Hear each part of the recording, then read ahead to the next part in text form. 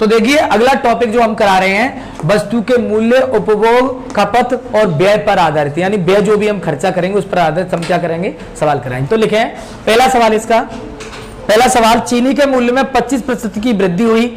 चीनी पर व्यय का वही स्तर बनाए रखने के लिए एक व्यक्ति ने अपने उपभोग में 4% की कमी कर दी और चीनी पर अपने व्यय में x% की वृद्धि कर ली, तो x का मान क्या है? देखिए भाई, अब आप लोग बड़े परेशान हो रहे होंगे, सवाल में कुछ नहीं है। इधर देखिए, अगर चीनी पहले 100% खाते थे हम, इधर देख लो, तो अब हम इसमें 25 की वृद्धि कर दें तो कितना हो जाएगा? 125। कितना हो जाएगा? लेकिन उसकी जो खपत है, उपभोग है, उसमें हम 4% की क्या कर रहे हैं, कमी कर रहे हैं, तो कितना हो जाएगा? 96। अब सिंपल सी बात है, 25 चौके और 25 पंजे 125, 4 से 4 24 बार, 24 चौका 96, ठीक है। तो हमने क्या किया कि ये 24 पंजे 120, ये 120 हो गया।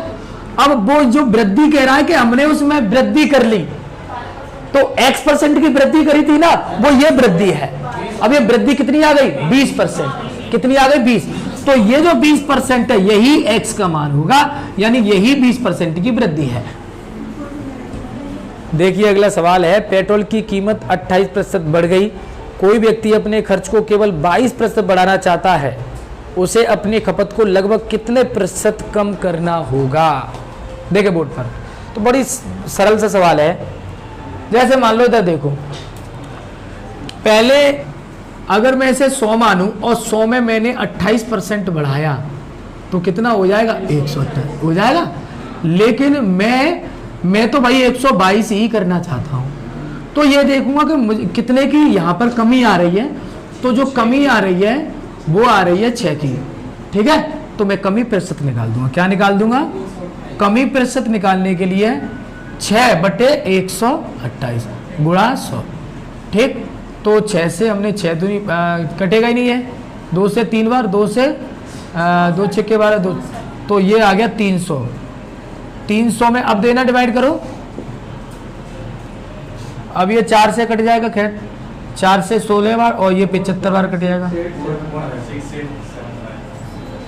तो कितना आ रहा है? 4.68। चलो इतना % लगभग हो गया, ठीक है। यही आंसर है, नोट कर लो, यही आंसर है भाई, ठीक है। अब देखो यहाँ पर 68 होता है नहीं, यहाँ पर इसे सब काट के 6.7 भी कर सकता है। लगभग में आंसर कैसे दे सकता है इसको? लगभग में आंसर दे सकता है 4.7%, ठीक है। देखिए सवाल है, यदि चीनी के मूल्य में 70% की वृद्धि हो जाती है और कोई व्यक्ति अपने खर्च में केवल 5% की ही वृद्धि करना चाहता है, तो उसे खपत में कितने % की कमी करनी होगी?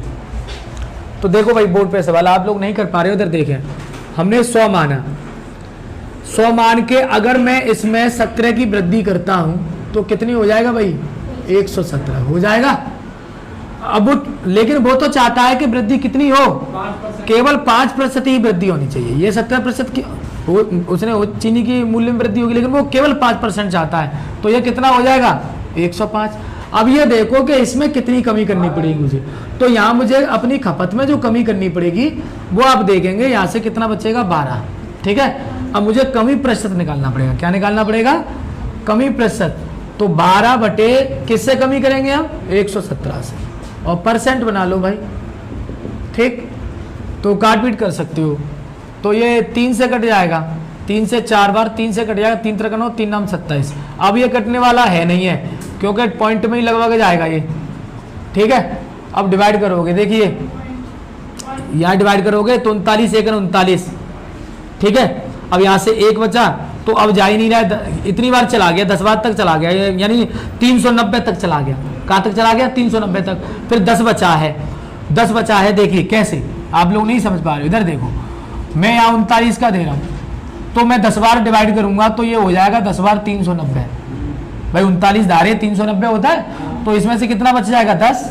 अब पॉइंट लगाऊंगा, यहाँ बढ़ा दूंगा 0, तो कितनी बार जा रहा है? ये लगभग 3 बार जाना, वैसे तो 2 बार जा रहा है लगभग, लेकिन हम लगभग इसको कितनी बार लेंगे, 3 बार, ठीक है। वैसे 2 बार जा रहा है, देखो 2 नाम 18 हासिल 1 और 2 3 6 1 7, ठीक है। तो घटाएंगे तो 10 में से 8 गया तो 2 बचा और यहाँ से 2 22 बचा, पॉइंट लगाइए 0 बढ़ा दो। अब ये लगभग कितनी बार, 5 बार चला जाएगा, ठीक है लगभग। तो हम ये 2.5 आ गया, लेकिन किताबों में अगर ये आंसर होगा तो बिल्कुल सही है, अगर ये नहीं है तो लगभग में उसने दिया होगा 10.3%। क्या दिया होगा, 10.3%, ठीक है।